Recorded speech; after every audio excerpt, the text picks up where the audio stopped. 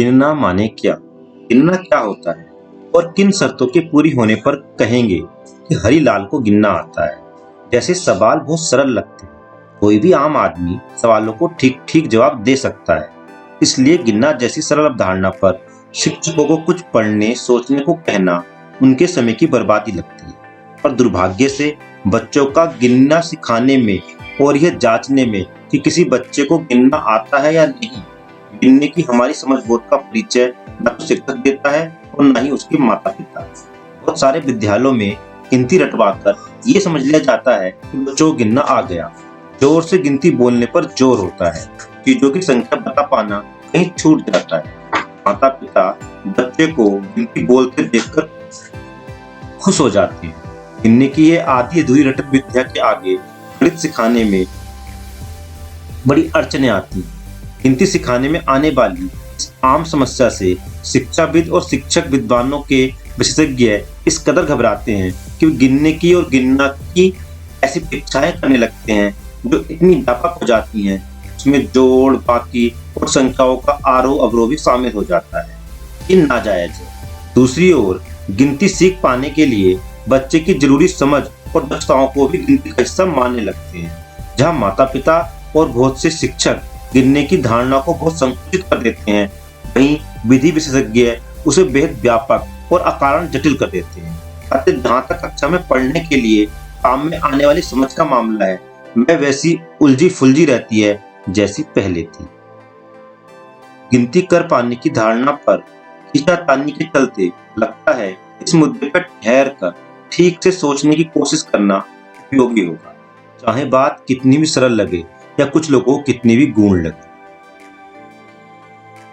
हमने बात दो सवालों से शुरू की, गिनना क्या होता है और किन शर्तों के पूरी होने पर कहेंगे कि हरिलाल को गिनना आता है। इसमें दूसरा सवाल सरल है, तो हम पहले दूसरे सवाल का जवाब तलाशने की कोशिश करें। मान लीजिए हरिलाल आपके स्कूल का कोई छात्र है और ये सवाल आप उससे कितना सीखा है ये जानकर आगे सीखने में मदद करने के लिए कर रहे हैं। साफ है, हरिलाल से गिनवा कर देखें, क्या उसे गिनती बुलवाने भर से पता चल जाएगा कि उसे गिनना आता है या नहीं। कुछ शिक्षकों को हो सकता है गिनती बोल देना काफी लगे गिनना आने के लिए। हम मान लीजिए कोई दूसरा शिक्षक हरिलाल को कुछ कंचे देकर कहे, बताओ ये कितने हैं, और हरिलाल ना बता सके। साथ ही उससे ये कहने पर कि 100 तक गिनती बोलो, वह बिना गलती की गिनती बोल दे, तो क्या आप मानेंगे कि उसे गिनना आता है? शायद नहीं, क्योंकि गिनना आने का एक मतलब तो यही है किसी समूह में चीजों की संख्या पता कर सके, और यह हरिलाल कर नहीं सकता, तो गिनना तो उसे नहीं आया है अभी। मान लीजिए आपने उसको सिखाने की कोशिश की और अगले दिन या 2 दिन बाद वह दी गई चीजों की संख्याएं भी बता दे और आप कहें कि अब तो उसे गिनना आ गया है, और आपका संदेही शिक्षक साथी अब यदि एक नया सवाल पूछे हरिलाल से, वह उसे कुछ कंचे देकर कहे, इसमें से 27 या कोई भी संख्या कंचे मुझे निकाल कर दो, और हरिलाल जो कंचे निकाल कर दे उनकी संख्या 27 के बजाय कुछ और हो, तो क्या उसको गिनना आ गया? शायद अब भी नहीं, क्योंकि दी गई चीजों की संख्या बताने के साथ मांगी गई संख्या में चीजें देना भी आनी चाहिए, नहीं तो गिनती अधूरी ही रहेगी। और आपने उसे फिर 1-2 दिन सिखाया, मान लीजिए अब हरिलाल ये 3 काम कुशलता से कर सकता है, 1 से 100 तक बिना गलती के गिनती बोल, 100 तक के समूह में चीजों की संख्याएं बताना, और चीजों के बड़े ढेर में से 100 तक के जितनी चीजों को चाहे का समूह बनाना। ये तीनों काम करवाने के बाद आप दावा करें कि हरिलाल को गिनना आता है, तो क्या आपका ये दावा ठीक है? कल्पना करें आपका वह संदेह करने वाला साथी अब हरिलाल को उलझाने के लिए क्या सवाल कर सकता है। यदि वह आपके और हरिलाल के पीछे पूरी लगन से पड़ा है, तो हरिलाल से 100 से आगे गिनती बोलने के लिए कह सकता है या चीजें गिनने को कह सकता है, और 100 से आगे हरिलाल को आता नहीं है, तो आप अपने दावे को कुछ सीमित करना होगा। आप कह सकते हैं हरिलाल को 100 तक गिनना आता है, तो यह तो कोई बड़ी समस्या नहीं हुई, बस तो बात थोड़ी साफ हो गई कि कहां तक गिनना आने का दावा है आपका। और मान लीजिए आपका संदेह शिक्षक साथी हरिलाल कंचे के 2 समूह देकर कहे, बताओ कौन से समूह में कंचे ज्यादा हैं, और हरिलाल ना बता सके, तो क्या अभी उसे गिनना आ गया? शायद अभी नहीं, क्योंकि गिनने का एक मतलब यह भी है चीजों के दो समूह में तुलना कर सके। तो आपका गिनती सिखाने का काम अभी बाकी है। मान लीजिए यह भी आपने सिखा दिया, तो अब आप हरिलाल के पीछे बड़ा संदेश शिक्षक क्या नया सवाल खड़ा कर सकता है? शायद कुछ नहीं। चलिए एक बार हम मान लेते हैं कि हरिलाल को गिनना आ गया। अभी तो हमने कुछ बातें की, तो वहां से हमारी ये कुल 5 बातें निकल के आई कि गिनना आने के मतलब में क्या होता है। आइए उनको एक बार इकट्ठा देख लेते हैं कि गिनना आने का मतलब क्या है। नंबर 1, गिनती बोलना या संख्या नाम क्रम से याद होना। नंबर 2, किसी समूह गणित में स्पष्ट रूप से परिभाषित समुच्चय कहने का रिवाज है या समुच्चय में चीजों की संख्या पता कर पाना। नंबर 3, जितनी चाहे उतनी चीजों का समुच्चय बनाना। नंबर 4, दो समुच्चयों में ये जानना कि कौन सा बड़ा है, इसमें ज्यादा चीजें हैं। और नंबर 5, किसी समूह में एक चीज बढ़ा दे तो नए समूह में चीजों की संख्या जानना। ये यहाँ नई शर्त जोड़, इसकी जरूरत पर अभी हम आगे बात करेंगे। सोचने पर आप पाएंगे इनमें पहली शर्त गिनती याद होना बाकी तीनों काम करने के लिए जरूरी। बिना गिनती याद हुए बाकी चीजें की ही नहीं जा सकती। तो यदि कोई बच्चा समूह में चीजों की संख्या सही बता देता है तो उसी से सिद्ध होता है उसे गिनती याद भी है। अर्थात 2, 3 या 4 को जांच ले तो पहली को अलग से जांचने की जरूरत ही नहीं है। ये भी ध्यान देने की बात है, यह हमने हरिलाल के 100 तक गिनना जानने की बात की है।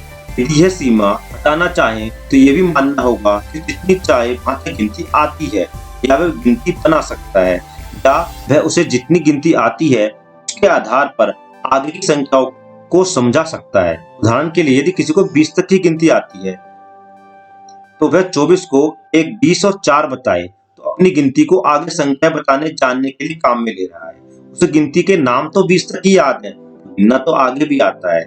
इस नई शर्त को बिना सीमा के कहीं तक भी गिनाने की बात को हम इस तरह कह सकते हैं, किसी समूह में एक चीज बढ़ा दें तो नए समूह में चीजों की संख्या जानना। ये हमारी 5वीं शर्त जो हमने बताई वो हो जाती है। अब कुल मिला के हम अगर इसे परिभाषित करें, गिनना आने के मतलब जो हम आज के बात कर रहे हैं, गिनती आना, समुच्चय में सदस्यों की संख्या बता पाना, चाही गई संख्या वाला समुच्चय बना पाना, दो समुच्चयों में ही संख्या का हिसाब से छोटा बड़ा बता पाना, किसी भी समुच्चय में एक चीज जोड़ दें तो नए बने समुच्चय में सदस्यों की संख्या बता पाना। आमतौर पर जिन चीजों को शामिल करने का आग्रह किया जाता है गिनने में, गिनना सीखने के लिए जरूरी समझ और क्षमताएं, गिनने को क्रम निर्धारण के लिए काम में लेना, आरोह अवरोह जोड़ बाकी, पर ये क्षमताएं और अवधारणाएं गिनने का हिस्सा वास्तव में नहीं मानी जा सकती। गिनना सिखाने से पहले बच्चों को क्या सिखाएं, चलिए यह जानना जरूरी है। कभी इस क्रम में कभी उस क्रम में बोलने से संख्या नाम नहीं बन सकते। यदि हम 1, 5, 18 ऐसे किसी भी क्रम में बोलने लगे तो गिनती का कोई अर्थ ही नहीं रह जाएगा।